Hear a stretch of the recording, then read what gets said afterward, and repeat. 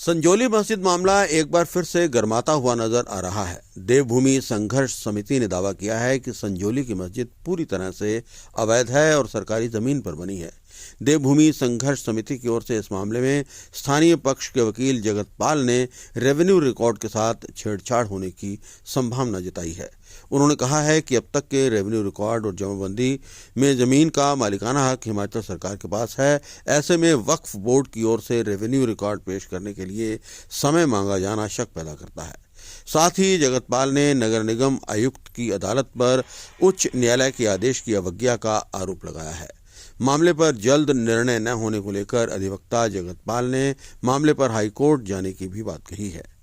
जो पिछले तकरीबन 60 बरस से जो जमीन वक्फ बोर्ड की नहीं है और ना हुई है, और पिछले 15 साल से वक्फ बोर्ड जिस जमीन का मालिकाना हक कोर्ट में नहीं बता पाए हैं, आज 21 दिसंबर को वो कोर्ट में कहते हैं कि हमारे को थोड़ा सा और समय दीजिए, हम रेवेन्यू रिकॉर्ड पेश करना चाहते हैं। हमने अभी जो आपको जमाबंदियां दिखाई, वो जमाबंदियां हैं जो वक्फ बोर्ड ने स्वयं कोर्ट के अंदर दाखिल की है अपने जवाब के साथ, और जिसमें रेवेन्यू रिकॉर्ड के मुताबिक हिमाचल प्रदेश सरकार प्रॉपर्टी की मालिक है और अहले इस्लाम जो है कास्ट कब्जे में है। और खसरा नंबर 66 को वो क्लेम करते हैं कि ये हमारा है, वक्फ बोर्ड की प्रॉपर्टी है, लेकिन खसरा नंबर 66 के आगे ना तो वक्फ बोर्ड का नाम है और ना ही किसी मस्जिद का नाम है। और हम बार बार कोर्ट को ये कह रहे हैं कि सर, जब इनके पास कोई रेवेन्यू रिकॉर्ड नहीं है तो इनका मैप अप्रूव नहीं हो सकता है, क्योंकि as per the bylaws of the HPMC act सबसे पहले मैप को अप्रूव करवाने के लिए आपके पास रेवेन्यू रिकॉर्ड का होना जरूरी है, आप मालिक होना जरूरी है जमीन का, जो वो नहीं है। तो अब ऐसी भी क्या मंशा है एचपी वक्फ बोर्ड वाले, क्योंकि उनकी कथनी और करनी में बहुत फर्क है।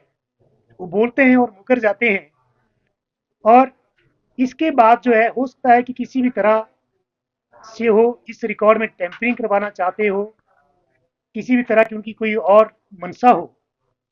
तो मेरा मानना ये है कि जो सारा रेवेन्यू रिकॉर्ड जो कोर्ट केस की फाइल में है,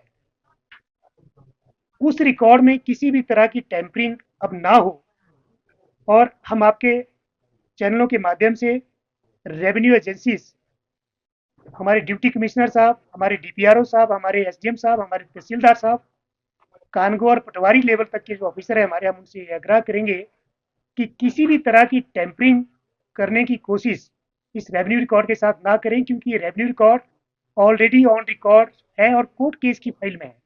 और मुझे लगता है कि आप कोर्ट को और इनसे रेवेन्यू रिकॉर्ड की डिमांड वैसे भी नहीं करनी चाहिए, क्योंकि पिछले 60 बरस से जो रेवेन्यू रिकॉर्ड दिखा रहे हैं उसके मुताबिक हिमाचल प्रदेश सरकार इस जगह की मालिक है, वक्फ बोर्ड नहीं। वहीं देवभूमि संघर्ष समिति के प्रांत सचिव विजेंद्र पाल सिंह ने कहा है कि संजौली मस्जिद को लेकर देवभूमि का आंदोलन हिंसक नहीं था। उन्होंने कहा कि इस मामले में कुछ लोगों के खिलाफ एफआईआर दर्ज की गई है। उन्होंने कहा कि अभी देवभूमि संघर्ष समिति भी न्यायालय के फैसले का इंतजार कर रही है।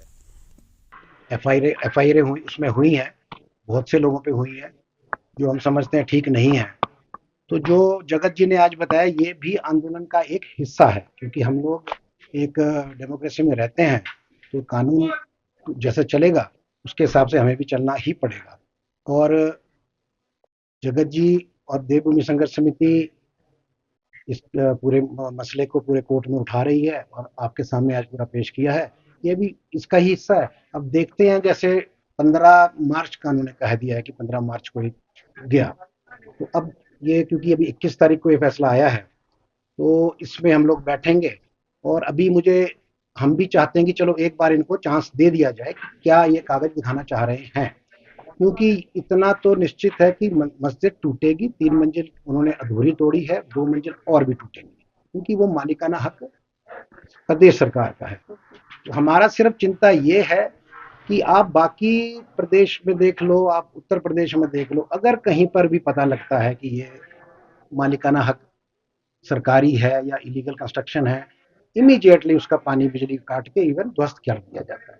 इतना लंबा सब समय हो गया, सारा कुछ प्रूव हो गया है कि ये मालिकाना हक सरकार का है, तो सरकार उसको ध्वस्त करके या अपने अधीन क्यों नहीं कर दे रही है, ये हम लोगों को क्यों हमको उकसाया जा रहा है कि हम आंदोलन ही करें, क्यों हम कि लोगों को घर से बाहर निकलवाएं।